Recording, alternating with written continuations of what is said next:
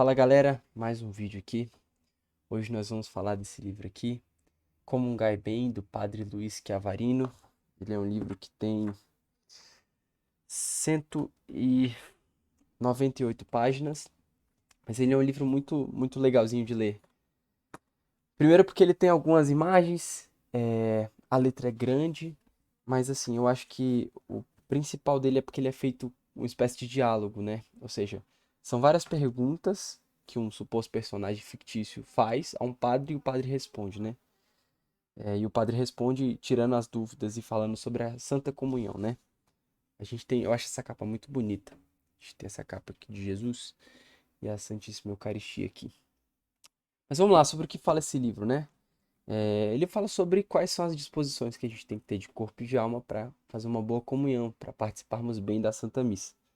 E ele começa pagando um sapo, né? Ele começa brigando a respeito dos sacrilégios. O que são sacrilégios? É quando você se encontra em pecado mortal e insiste em comungar, insiste em receber o corpo de Cristo.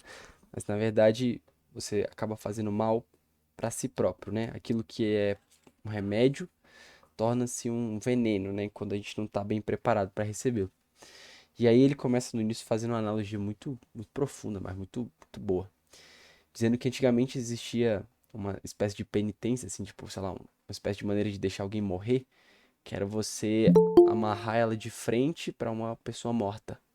Tipo assim, a pessoa morreu lá, tá, tipo, se desfazendo o corpo dela, e ela era amarrada junto a ela até morrer também, né? E aí, essa analogia que se faz para a Eucaristia, que quando a gente não tá bem preparado, é como se a gente fosse esse cadáver e colocasse nós mesmos na frente de Jesus dessa maneira, né? Muito tortuosamente para ele e para nós. Para nós, nesse caso não, né? Mas, enfim, para ele. Então ele começa falando dos sacrilégios, a importância de você não receber a Eucaristia se você estiver em pecado mortal. E lembrando que os pecados mortais são os pecados contra os 10 mandamentos. Se você quiser procurar mais sobre isso, tem um exame de consciência, pode procurar, enfim. Mas depois que ele briga, né? Ele começa a falar também sobre as pessoas que tendem para outra ponta. Ou seja, tem as pessoas que comungam estando em pecado, mas tem as pessoas que não estando em pecado, com o coração limpo, elas acham que não podem receber Jesus porque Jesus é a magnitude plena, etc, não sei o quê. Só que o nome disso é escrúpulo, né? O outro lado da moeda. Que também não é assim. Jesus, ele quis se dar a nós na Eucaristia.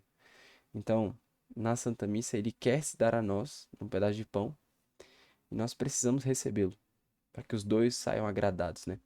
Inclusive, tem uma historinha nesse livro muito boa que conta a história de São João Maria Vianney, que foi um santo padre, que ele chegou na igreja e aí chegou na capela e tava lá um cara, um camponês ajoelhado e tava Jesus exposto, né, na Eucaristia. E aí ele olhava para a Eucaristia e tal, e aí ele perguntou, o padre, né, perguntou pro fiel lá, mas por que que você tá aqui adorando ele? Por quê? Aí ele falou, porque os dois saem agradados. Eu vejo Jesus e Jesus me vê. Tá ótimo. Os dois saem felizes. Então, é, Jesus quer se dar a nós, né, na Eucaristia. Então a gente precisa recebê-lo e preparar, né? E ele fala desses escrúpulos e depois ele vai falar sobre as graças que a Eucaristia tem na nossa vida. Nós participarmos da Santa Missa não somente nos domingos. Quais vão ser as graças disso para nós, né? Como eu falei, é um livro muito legal, um livro muito criativo, de pergunta e resposta, muito dinâmico, você não é chato, é um baita livro mesmo. E que faz aumentar o desejo por viver a Eucaristia, né? Assim, eu não sei dizer estatisticamente, né, o quanto a minha vida com Deus na Santa Missa melhorou, mas eu tenho tentado participar da missa diariamente. E eu acho que acabou por colocar um combustível também nesse aspecto da minha vida, né? Vou ler um trecho do livro e depois eu vou contar um pouco, acho que a parte principal desse livro para mim, né? O trecho é o seguinte: toda vez que vamos comungar, do íntimo de nosso coração, digamos a Jesus: ó Jesus, em troca de vosso amor, ofereço-vos minha mente, em troca de vosso amor, ofereço-vos todas as minhas forças, em troca de vosso amor, aceitai todas as minhas boas obras, em troca de vosso amor, ofereço-vos tudo o que sou. Ó Jesus, em troca de vosso amor, ofereço-vos minha vida.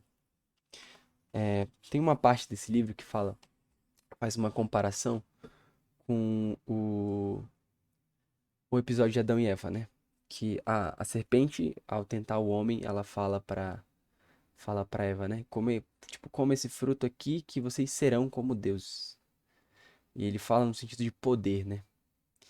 E Jesus, quando ele vem e instaura a Eucaristia, ele faz o mesmo movimento de come isso aqui, receba isso aqui que vocês serão como deuses, mas não com o poder, mas com a humildade. Não que a gente vai se tornar deuses de poder, enfim, de mandar nas coisas, mas deuses humildes, uns deuses com o coração manso e humilde, igual Jesus foi, né? Então é o mesmo movimento, só que. Não, pelo amor de Deus, não vou falar besteira aqui. Não é um movimento de que ambos têm o mesmo sentido, mas é quase que um novo significado a algo que era muito ruim. Ou seja, o pecado que veio pela maçã, que era muito ruim, e a Eucaristia, que é a nossa salvação, que vem com a frase com um sentido parecido. Enfim, Deus me perdoe por todas as besteiras asneiras que eu possa eventualmente falar, mas eu acho que deu pra me entender. Enfim, eu vou dizer de maneira especial sobre a minha relação com esse livro. O que que fez com que eu falasse, cara, eu vou pra missa depois de ter lido isso aqui. Aqui ele faz uma pergunta, olha só, é o fiel, né? O fiel fictício aqui do livro, ele fala: Padre, quais são os principais efeitos da comunhão frequente? Aí o padre responde: No catecismo, para a pergunta que efeitos produz em nós a Eucaristia, encontra-se a seguinte resposta: A Eucaristia, conserva e aumenta a vida da alma, que é a graça, e assim como o alimento material, conserva e aumenta a vida do corpo. 2. Apaga os pecados veniais e preserva dos mortais. 3. Une-nos a Jesus Cristo e faz-nos viver de sua vida.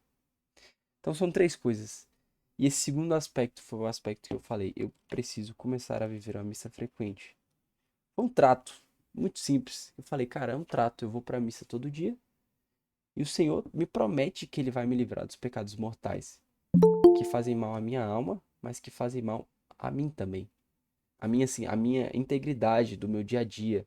Os pecados mortais, eles causam um baita problema, né? Mas enfim, me ferem, me impede de viver a minha vida, a minha vocação, tudo. Então, o trato é esse. Eu vou pra missa porque Deus me promete que indo à missa, recebendo a Eucaristia, Ele me livrará dos pecados mortais. Então, esse foi o motivo que me fez, talvez, ficar mais preso a esse livro, né?